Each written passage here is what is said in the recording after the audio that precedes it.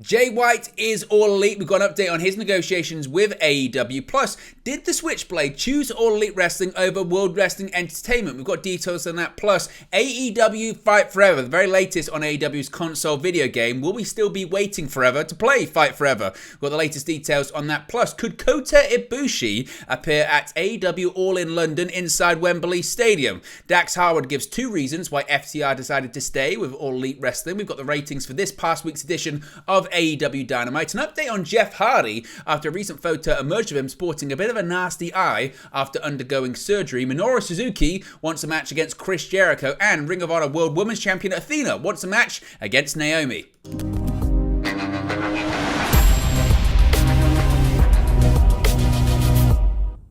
Hey guys, welcome back to Wrestling News 365. Hope everyone is doing very well. As always, there are plenty of news stories to get into in the world of All Elite Wrestling. So let's start off talking about the Switchblade. Jay White, of course, he is indeed All Elite. And some really interesting details behind the scenes when it comes to the former IWGP World Heavyweight Champions negotiations with both AEW and WWE. And of course, Switchblade Jay White is in AEW and it's official. White signed with All Elite Wrestling on what Sean Ross Sapp of Fightful Select has confirmed is a multi-year contract. Now, Fightful, according to this new report, was able to learn that the deal was in place ahead of WWE WrestleMania 39, and WWE sources were aware that he would not be coming in by then. That's, of course, goes into the reports that sort of came out over the weekend where there was no discussion or no talk of Jay White coming in over WrestleMania weekend. Now, White's impending free agency first hit everyone's radar around Wrestle Kingdom when it was learned that WWE did have strong interest in White. In the following weeks, WWE were even confident that they'd actually land him. Along the way, Fightful have been told that Triple H and William Regal both showed interest. However, WWE higher-ups said that the company, quote, failed to communicate properly along the process before noting that AEW landing him over WWE could have been seen as a product of Vince McMahon's returns and the lack of main roster hires since then, which again is absolutely fascinating. So it was confirmed there was interest from WWE. Triple H wanted Jay White, William Regal wanted Jay White, but the company failed to communicate properly along the process. Factor in Vince McMahon's return to the company, a lack of main roster signing since then, possibly all due to the whole takeover situation, and he ends up signing with AEW. Now, there were communications between Jay White and both WWE and AEW during this time period. Of course, the biggest communication with AEW signed there in the end. But when it comes to the WWE interest, I suppose, in the former New Japan star, there was even tentative creative plans made for Jay White in WWE. While higher-ups knew that time was ticking on getting the deal done, there were some in the company as of last week that were still hoping that WWE still landed him, which of course didn't happen. So, of course, the deal was put in place, according to this new report, by WrestleMania weekend for him to appear on AEW Dynamite, and he had signed by then. But as of a couple of weeks ago, there was still hope in WWE that they would sign the former New Japan Pro Wrestling star. But because of everything going on right now, because of a lack of communication, because of Vince McMahon's return, because of no one really getting signed right now in WWE for the main roster. We know developmental signings are still happening, but main roster stuff, which of course Jay White would be looking for, he'd be looking for main roster money. Factor that all together, then Jay White ends up in All Elite Wrestling. So a big get for AEW, and certainly one that you could argue slipped through the cracks when it comes to WWE. And it's going to be interesting moving forward in this post-Endeavor merge, UFC merger universe for WWE. And of course, given Vince McMahon's involvement in creative and things moving forward, are we going to see more of this, or is this just a case of bad timing when it comes to WWE? Let me know your thoughts in the comment section below. Now, people are still waiting. We're all waiting for AEW Fight Forever, or the game could be called Wait Forever at this stage. Now, the video game, AEW Fight Forever, was announced in November 2020 and is still yet to see a release on major gaming platforms. A previous report had stated that the game was being aimed at a teen ESRB rating, with work being done to fit into that category. That caused an initial delay in its release, and that suitable for teenagers rating, of course, that was eventually secured. So people were waiting for the big announcement saying, well, surely it's going to be coming out soon because they got the rating that they want. That's it. Well, Recently, reports emerged that Game Changer Wrestling is seeking an extension in its trademark filings over the name of the game, Fight Forever. It also been rumoured that the game would release in late March, April, May or June of 2023, with the March 31 date now having passed. Well, Dave Meltzer has now provided an update on the game through the Wrestling Observer newsletter, writing, quote, "Regarding the video game, we haven't heard anything new on a date. The game is basically ready and it's just now up to the business people to build to the release date." The rumored text from the back of the game box has also been previously revealed and promised a talent roster of 50 plus of the biggest names to enter the ring, plus brand new high-flying AEW stars. We have heard, and it has been reported previously, that it's a one-off game and the roster's just going to be continuously updated, I guess through downloadable means. But as of right now, still no update. It's still coming soon. There's been no real movement, I guess, on the trademark stuff, and we're just once again waiting for an announcement. Some people thought the announcement on Dynamite this past Wednesday would be the video game. Of course, it wasn't. It was the stadium show, but as of right now, still no update on when we can expect to play Fight Forever. Now, I spoke about that big announcement. Of course, it was that AEW All In is coming to London, but not just anywhere in London, Wembley Stadium. And obviously, given the fact that the stadium holds 90,000 people, even more for pro wrestling, actually, they've got to load up the show. It's got to be a stacked show. It's got to be a big show. It's going to sell a lot of tickets, but how many tickets is it going to sell? Well, to sell a lot of tickets, they've got to put a lot of people on there and a lot of big matches. And one person could actually be Kota Ibushi. Former New Japan Pro Wrestling star Kota Ibushi is reportedly interested in appearing on the AEW All In show in London, England later this year.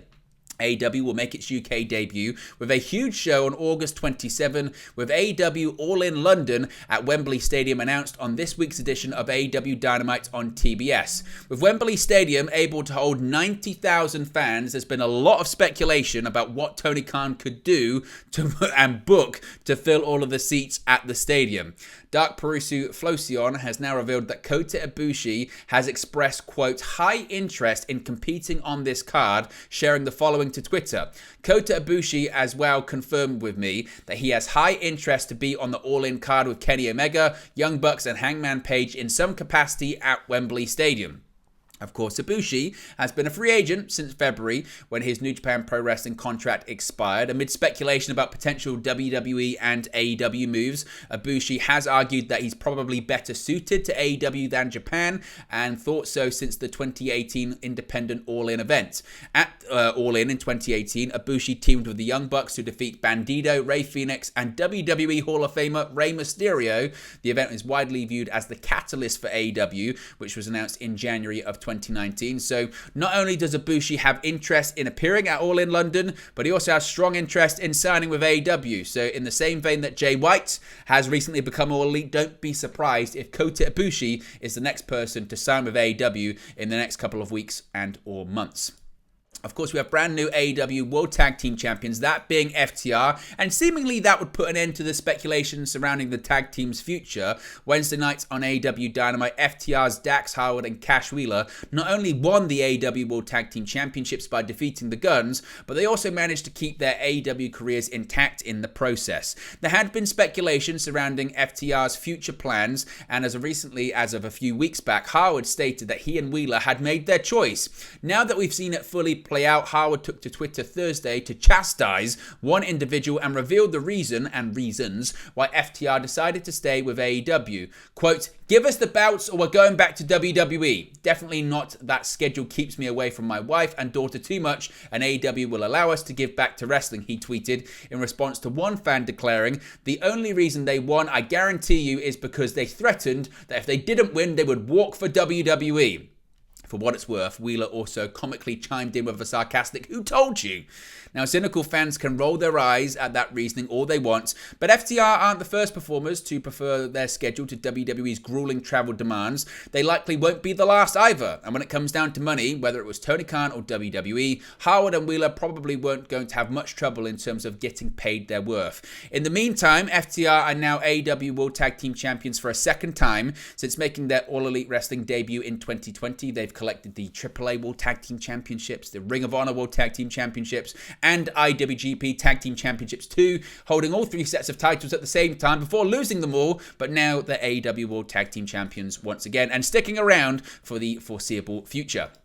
Speaking of Dynamite, this past Wednesday, we got the ratings for the show, and this week's episode of AEW Dynamite drew an average of 877,000 viewers on TBS, according to Brandon Thurston of WrestleNomics. This number is up from last week's episode, which drew 833,000 viewers. As for the 18 to 49 key demographic, Dynamite drew a 0.30 rating, which is up from last week's 0.28 rating in the coveted key demographic. However, the show ranked number 6 on the cable top 150 charts per show Buzz Daily, finishing behind a few NBA regular season games on ESPN, Vanderpump Rules on the Bravo Network, Watch What Happens Live on the Bravo Network, and SportsCenter on ESPN. In comparison, the April 5th episode finished number 4 on the cable top 150 list. As for year-over-year numbers, AEW's flagship show was down 11% from the April 6, 2022 episode, which garnered 989,000 viewers on TBS. Of course, this week's episode, which emanated from MJF's hometown of Long Island, New York, was headlined by the MJF Day festivities held in the honor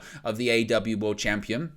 The show also featured a very important announcement from AEW President Tony Khan, AEW World Trios Champions, the House of Black, defending against the Best Friends and Orange Cassidy, Juice Robinson versus Ricky Starks, and a career versus title match pitting FTR against the Guns. With the NBA postseason set to get underway next week, it's unlikely AEW regains the top spot in the cable top 150 charts anytime soon. As of this recording, no matches have been announced for next week's show.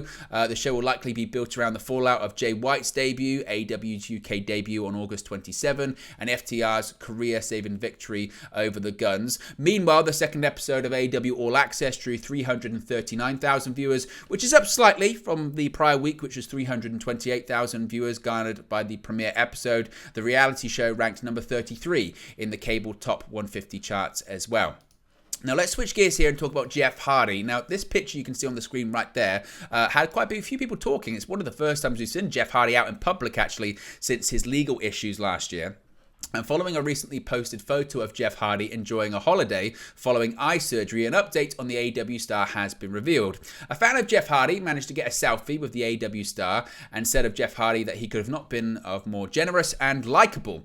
Matt Hardy has now provided an update on his brother on his Extreme Life of Matt Hardy podcast, saying, quote, "He just had some eye surgery and he's recovering, probably a few weeks out from being fully physical, but hopefully sooner than later he'll be up for doing physical stuff again. He did sneak away with his family, go on a little vacation for a few days, which is nice. He's in a really good place in life and I think he's very happy where he's at. It just makes me very proud of him, and it also fills me with joy that he's happy where he's at in life." Obviously, as previously reported, Jeff Hardy was arrested for a DUI in June 2022, with the subsequent court case having come to an end with punishments including a suspended license for 10 years. Hardy remains a member of the AEW roster, though will only be able to return from suspension upon successfully completing treatment and maintaining his sobriety. Matt Hardy has previously spoken about his belief that Jeff Hardy wants to redeem himself, suggesting that he could return to AEW television in the future. Of course, we wish him the best from his recovery from surgery. He has apparently gone to rehab as well, so the next step is this undisclosed amount of time that he would have to remain sober for. Again, we don't really have any details on that, but the most important thing is that Jeff Hardy is healthy and happy. That's the most important thing, and he certainly appears to be that at the moment. This is quite an interesting one. Minoru Suzuki wants to face off against Chris Jericho.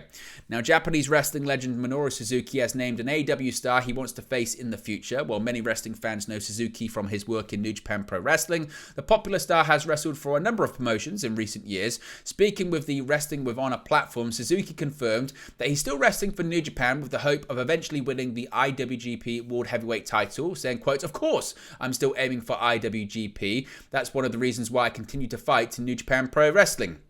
Suzuki noted that there's a lot of things he still wants to do in wrestling, singling out Chris Jericho as a potential opponent.